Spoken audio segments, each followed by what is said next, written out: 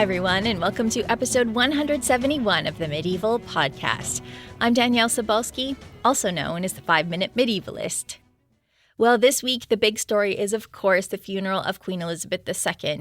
And I wasn't sure I was really going to talk about this because I'm a medieval historian, I'm not a modern historian. But of course, I watched the funeral because it is a major historical event, and I thought that there would be a lot of throwbacks to the Middle Ages during the course of the ceremony, and there were. And I thought, because it is a major moment in history, that's not going to come around again, and because I think the next time we see a royal funeral, we're not going to see all of the same things. I thought it would be worth talking about for a minute how this most recent funeral, the funeral of Queen Elizabeth II, might compare to past royal funerals in the Middle Ages. What are some of the things that are similar? What are some of the things that are different? And I just thought this might be a good opportunity to go through that and see what we might be seeing perhaps for the last time. So today you're going to get my thoughts on the funeral of Queen Elizabeth and how that relates back to the Middle Ages, and all of that is going to be coming up right after this. I should probably preface this episode by saying that I've just watched the funeral, so these are my raw and unscripted thoughts about it. If you're interested in queenship, of course, I always want to point you to Helen Castor, whose work I absolutely love. I did a podcast with her way back, so you can check that out. Also, Ellie Woodacre is somebody who's done a lot of work on medieval queenship, so her work is really great to read and learn about medieval queenship. But today, if you're still here, you are getting my raw and unscripted thoughts about Queen Elizabeth's funeral and how it relates back to the Middle Ages. So let's get started. One of the things that became really immediately obvious to me was just how religious this ceremony was. And that might sound obvious in some ways because it's taking place in Westminster Abbey, it's taking place in St. George's Chapel, and it is a funeral. But at the same time, when we think about politics these days, we often really make a big deal of trying to separate church and state. And that's definitely not something that happened in this case. Just about everybody that was speaking was a member of the clergy. Just about every word that was said had a religious tenor to it, whether it was a reading from the gospel or people that were talking about Queen Elizabeth's faith. It was very much tied to religion.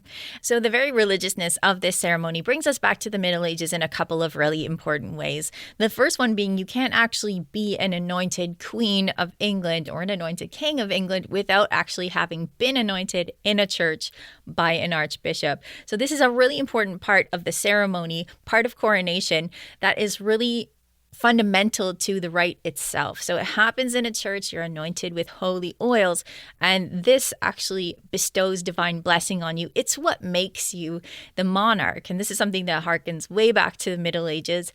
It's one of the reasons that there was problems with the anarchy where King Stephen and Empress Matilda were clashing because Stephen raced to the church and got himself anointed, got the blessing of God. And so Matilda had a really difficult time kind of budging him from that position because he was the anointed king. So, I mean, religion and queenship, kingship are really, really intertwined to begin with. So it's not a surprise that this is a very religious ceremony. So the other reason it makes a lot of sense for this to be a very religious ceremony is as the monarch, the Queen was in charge of the Church of England. And of course, this brings us back to Henry VIII, who was the defender of the faith and then broke with Rome and created the Church of England himself so that he could marry Anne Boleyn. And this break from Rome is one of the reasons that, for me, this reign cuts off the Middle Ages, because for most of the Middle Ages, while there was a lot of controversy about who was in charge of the church, whether it was the king in his own kingdom or whether it was always the Pope, this was something that was bandied about in the Middle Ages. But basically, it was the Pope who was in charge of everyone, and everybody was Catholic. But after Henry VIII, there is this break from Rome. Everybody becomes part of the Church of England, like it or not at the time. And this is something that is continuing today. So one of the Queen's titles is Defender of the Faith.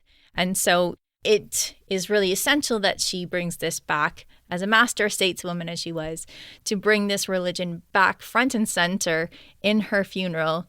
I think that she was probably a woman of faith herself, but this is also a political thing, bringing church and state together because they are fundamentally tied together in the English monarchy in ways that most heads of state aren't.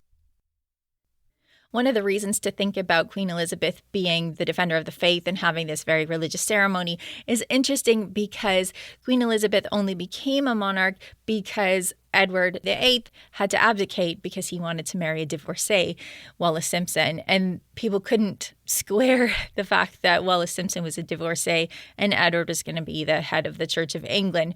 And then in the 90s, of course, they had to deal with this issue again when King Charles divorced Princess Diana.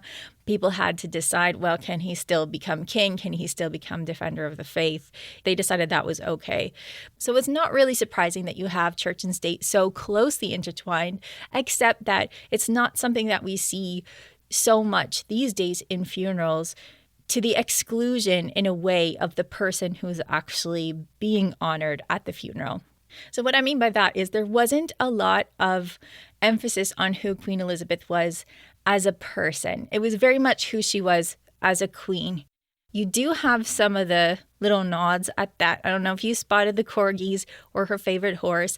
She had a lot of little personal touches in there, but definitely the focus on the ceremony and all of the ceremonial events that were going on for her funeral, the emphasis was on her as a head of state. And that's something that, again, you don't see all that much these days. The fact that somebody has subsumed their entire personality in a lot of ways to their role. So what we are probably not seeing as the public is these moments of perhaps a eulogy, perhaps personal stories that might be happening kind of as I speak during the family ceremony that's going to be happening afterwards. Of course, it will be long in the past by the time you hear this, but while I'm recording this, the family is probably paying their personal respects to Queen Elizabeth in a way that is behind the scenes. And I think this harkens back to the Middle Ages again, where in public, you have to be the king, you have to be the queen. You cannot be showing a lot of human weakness because that is going to really undermine your rule. We do see this with especially child kings or kings that were thought of as being childlike. For example, Richard II was thought to be immature. John was thought to be a guy who had temper tantrums and gnashed his teeth and stuff like that. Neither of these guys are remembered as being particularly temperate kings, right? So taking the personal out of the ceremony is something that Queen Elizabeth did in her planning, and it's something that really harkens back to the Middle Ages. I mention this lack of a eulogy, lack of personalization perhaps, because I think this is something that is going to change in the future. So we know tragically there's been so much tabloid attention on Prince Charles, now King Charles, and his children and the family outside of that. Whereas the Queen didn't get a lot of that sort of tabloid attention, that paparazzi, that kind of thing. That was really not part of her life that we saw. But of course, Prince Charles, now King Charles, had that following him a lot. So his life has always been sort of more personal in the public sphere. And of course, his children, William and Harry, have also had their personal lives be more in the public sphere. So I'm mentioning the fact that Elizabeth is putting herself forward as being more of a head of state than a person, because I think this is something that's going to change. And it really harkens back to this medieval idea of queenship that I think she was trying to continue on, keep that dignity and keep that sort of public facing forward, perhaps. So moving on to other aspects of the day, one of the things that was front and center, of course, was the procession. And this really harkens back to other royal funerals in the past. So in the Middle Ages, you would have a procession heading towards the funeral. But of course, a major difference between now and then is that during the Middle Ages, you often had an effigy on top of the carriage that was carrying the casket. So this would be an effigy made of wood, and it would be dressed up in the royal regalia. It would be painted. So it was supposed to look like the person lying in state on top of the carriage. Perhaps people have thought this is kind of morbid these days. In any case, it's not something that's done these days. But what you did see in the funeral of Elizabeth II is she did have the royal regalia on top of her casket. So instead of having, a wax figure from Madame Tussauds to show a human figure, she did have the regalia on top of the casket. So this was an interesting bit of tradition. I thought you still have a procession through the streets, you still have the symbols of royalty as part of that procession. But of course, she doesn't have an effigy on top of the casket. So this is a time for the royal in question to have an opportunity to allow people to express grief, to express emotion, to be part of history, to be part of the community, to pay their last respect to somebody that maybe they had met before, maybe they hadn't met before, to just be part of history. And this is something that human beings have always loved to do. You would see this in the Middle Ages. People were really big on processions and parades back in the day. And I think this is something that Queen Elizabeth did that was very thoughtful. She was always quite thoughtful about most of the things that she did, and allowing the public to express their grief by having a very long procession, by having a hearse that was built to show the casket from all sides. This was a way to allow the public to kind of be part of that. And when I saw people being interviewed in the coverage that I watched, CBC here in Canada, we did see a lot of people that were being interviewed that said they wanted to be there because they wanted to be part of the community. And this is something that people who are in the queue lining up to pass by the lying in state, they expressed as well, being part of community. This is something that harkens back to the Middle Ages. So having this procession as part of it is really something that transcends time when it comes to this kind of ceremony. So I'm talking a little bit about the royal regalia. Of course, on top of the casket, you saw the crown, the orb, and the scepter. And of course, these are really old symbols of royalty. And if you were somebody who was keen-eyed that was watching the service that was held in Westminster Abbey, maybe you saw the portrait of King Richard II on the wall. And that portrait has King Richard II, he's holding a scepter and he's holding an orb. And this orb is really interesting because that orb, well, it's beautiful, it's bejeweled, it's a sphere, obviously, and it's got a cross on top. And this represents the world. So for all those people who still think that medieval people thought the earth was flat, you can point to this orb now that you've seen at a funeral, that you've seen on the wall of Westminster Abbey, and say that this orb was representing the world, representing Jesus's power over the world, and that power sort of being filtered and channeled through the figure of the king, and in this case, Queen Elizabeth. You also saw a scepter.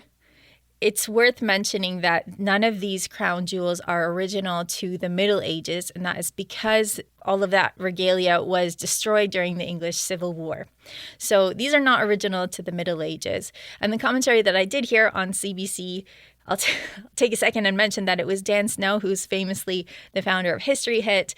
And if you don't know this, he's actually half Canadian. His mother, Anne Macmillan, is actually a Canadian journalist. So both of them were doing commentary, which is interesting as a medievalist, seeing Dan Snow and his mom doing commentary for this.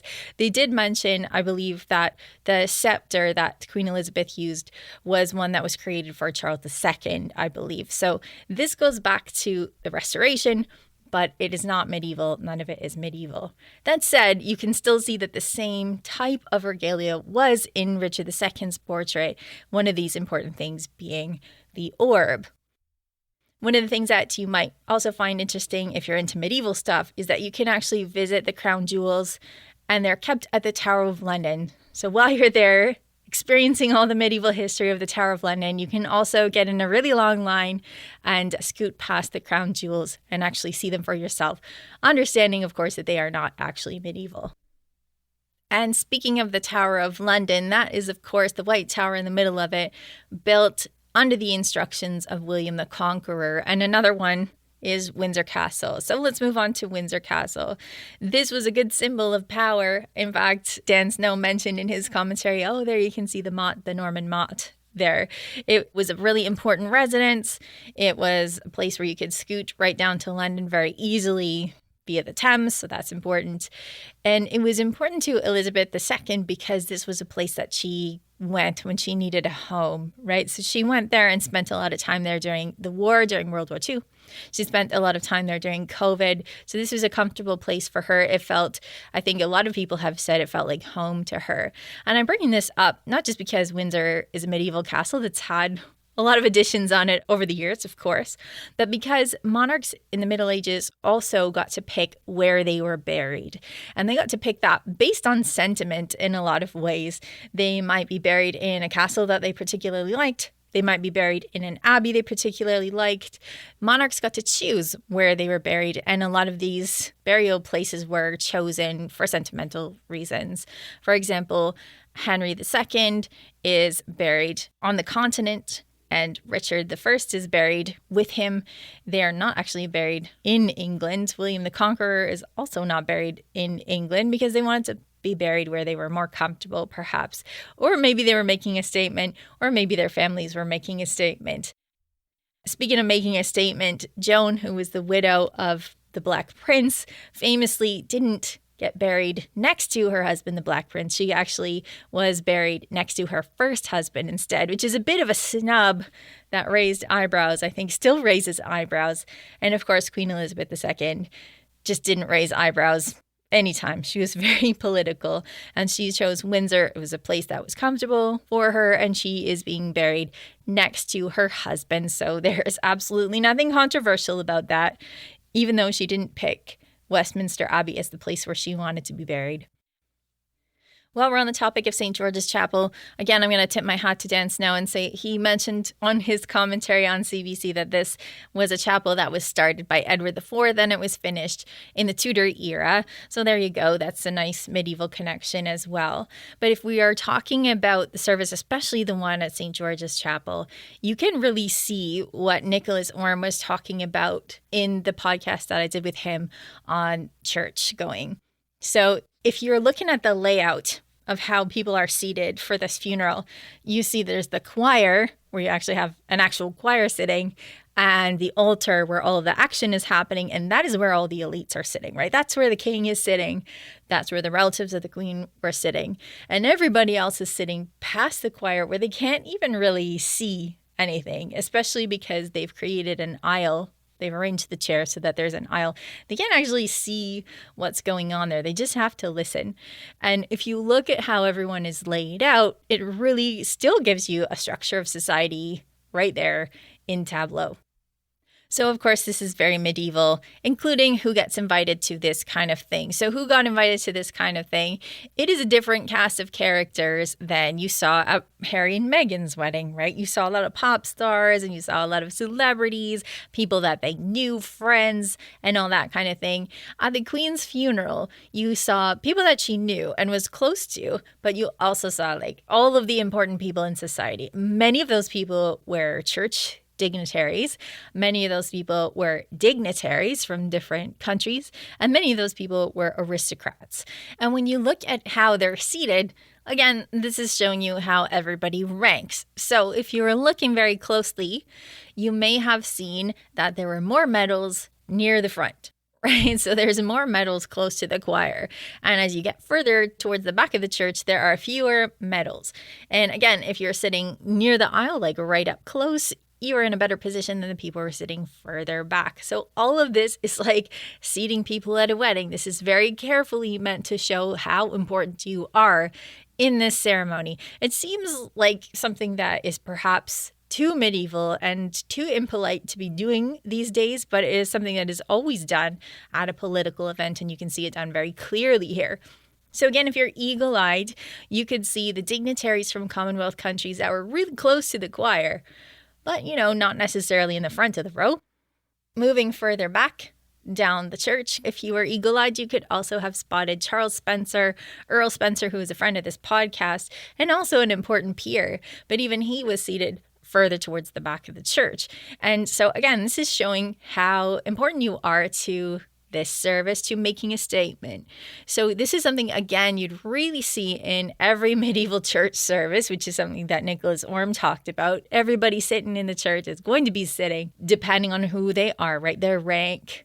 And that's meant to be very clear when you're looking at it. And of course, Queen Elizabeth's funeral is a political event, and you see the same layout of church people, of dignitaries, and of peers, as well as those people who might be invited because they're friends. And you do see this kind of laid out so that you can see the relationship between these people really at a glance. That's a very medieval thing that we're still seeing happening today.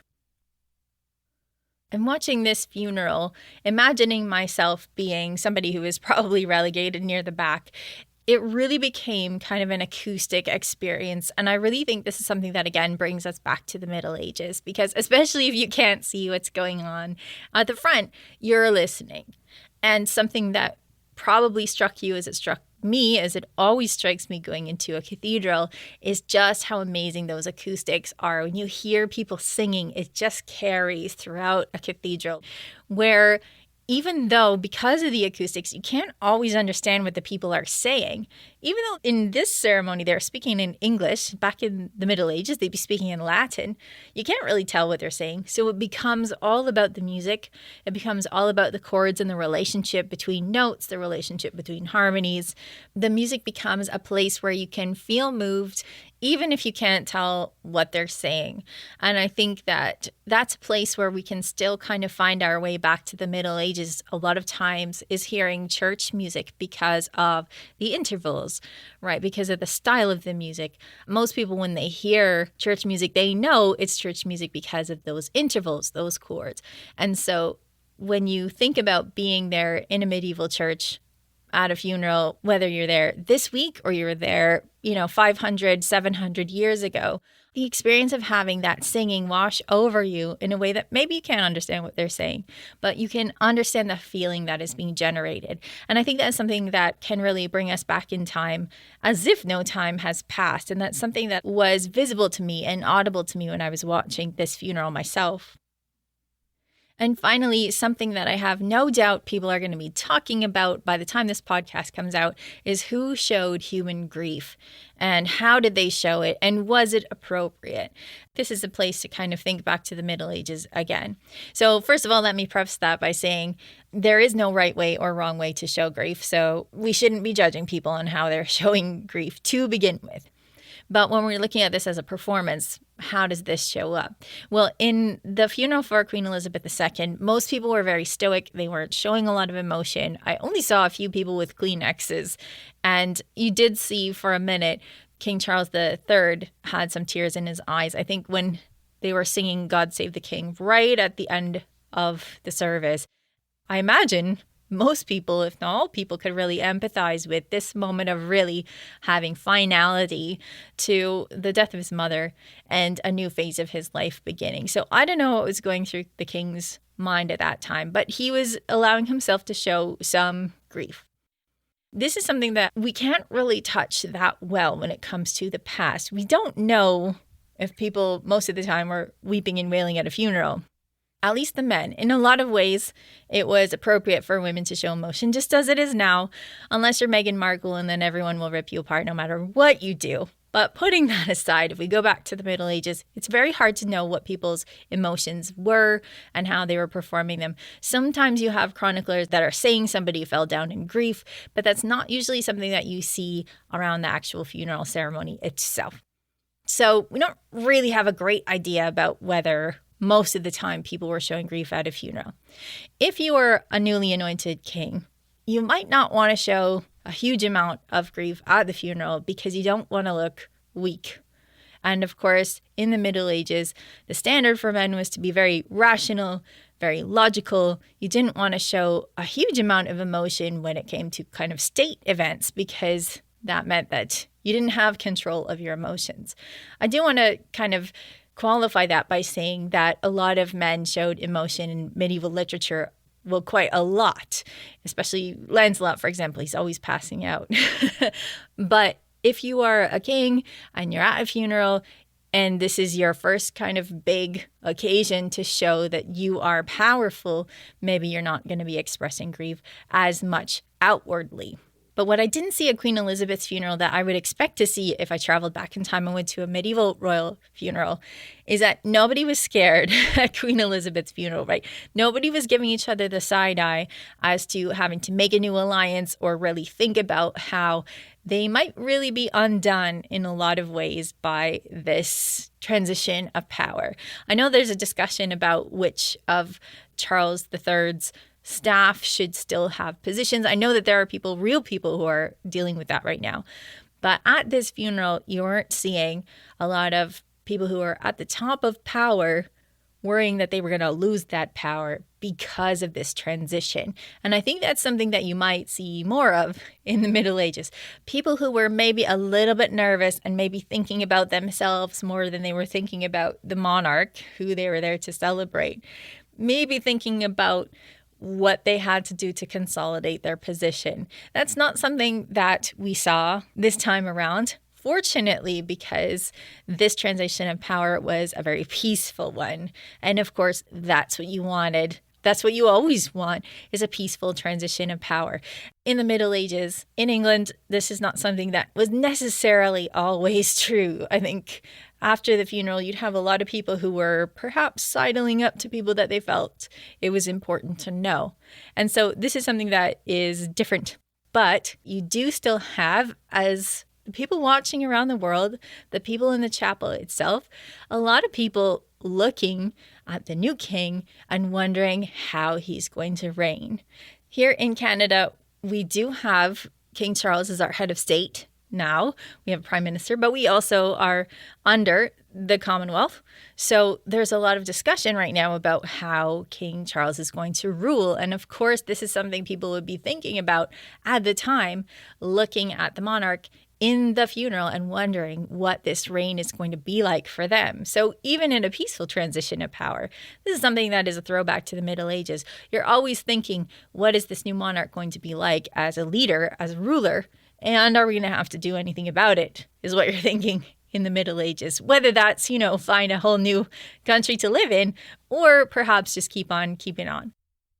So there you go. Some of my thoughts having just watched the funeral of Queen Elizabeth II. There was a lot there that we could learn about, or that would just give us some glimpses into what it would be like to attend one in the Middle Ages, because there was some continuity there from the procession, from the seating plan, obviously, although I think that is something that will continue, from this real absolute connection between church and state and how that played out, from the regalia. All of this is stuff that is a throwback to the Middle Ages and something that would be familiar, I think, if you were to travel back in time, having seen this one. But I do think that there are things that will change in the future. When it is King Charles's time for his funeral, we might see a eulogy that speaks to him as a person, that speaks to perhaps his charitable works, that speaks to him in a way that is human instead of just a way that talks about him as a head of state. I think that's something that's going to change. We might see different music. We might not see the same sort of liturgical music that we did this time around. And perhaps we'll see different people, different faces at the funeral, people who are there because they're personal friends more than people who are there because of their rank. And again, none of this is a criticism. This is just an observation that I'm making. And I think it's important sometimes to reflect on these things, especially when we're looking forward to what might change later. So I hope that this has been at least somewhat informative, or at least has raised some questions for you to think about, as it did for me. Before we go, here's Peter from medievalist.net to tell us what's on the website. What's going on medievalist.net these days, Peter? Hey, well, we have a new online course to tell you about. It's Medieval Gender and Sexuality, and it's being run by Eleanor Yanega. Awesome. Some of the fans of the podcast should know about her. Yes, Eleanor has been on twice, and some of her podcasts are some of the highest rated of all my episodes. And that's because she is super fun and hilarious, as well as being a super expert in gender and sexuality. So this is awesome. What are the details, Peter? Yeah, it's a 6-week course. It's starting October 7th. We'll have the link in the show notes. But yeah, we're really looking forward. Again, it would be through Zoom, where people can listen, be able to talk with her, live classes. So really excited. And she's doing the entire Middle Ages, right? 5th to 15th century. Oh, yeah. Starting out with classical thoughts on it. And then hey, how did it kind of change and evolve? And so it's a bit of a whirlwind, but I think a lot of people are going to like it. Yeah, I love Eleanor's work, and I know this is going to be an amazing course. So people can check out the show notes and sign up for that course. Awesome. What else is going on there? Yeah, we have a new columnist, Nicholas Morton from Nottingham Trent University, and he's going to be writing about the Crusades and Mongols. He's been just about to do a new book on the topic. And so, yeah, he's got a bunch of articles coming our way. And the first one is, why did the Crusader states fail in 1291?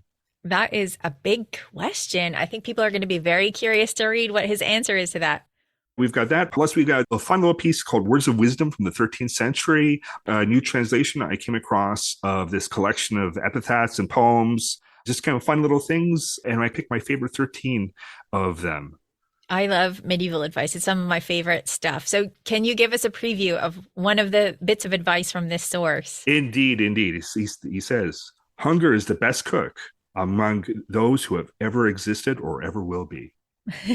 It's true. Everything tastes better when you're hungry, I think. It's timeless wisdom from the Middle Ages. Once more. Wonderful stuff. Wonderful stuff. So I hope people enjoy it. I love doing these kind of pieces whenever I can come across them.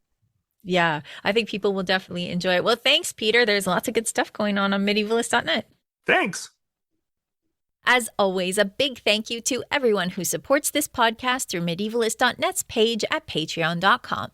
Patrons can enjoy subscriptions to the Medieval Magazine and Medieval World Magazine, as well as ad-free versions of medievalist.net and this podcast. Your patronage supports my work and the work of others who contribute amazing content to medievalist.net. So, thank you. To become a patron, check out patreon.com/medievalists. For everything from royals to rebels, follow medievalist.net on Facebook or Twitter at medievalists. You can find me, Danièle Cybulski, on social media at 5MIN Medievalist or 5-Minute Medievalist. And you can find my books at all your favorite bookstores, where you can get hold of How to Live Like a Monk, Medieval Wisdom for Modern Life, in hardcover, ebook, and audiobook. Our music is Beyond the Warriors by Guy Frog. Thanks for listening, and have yourself a spectacular day.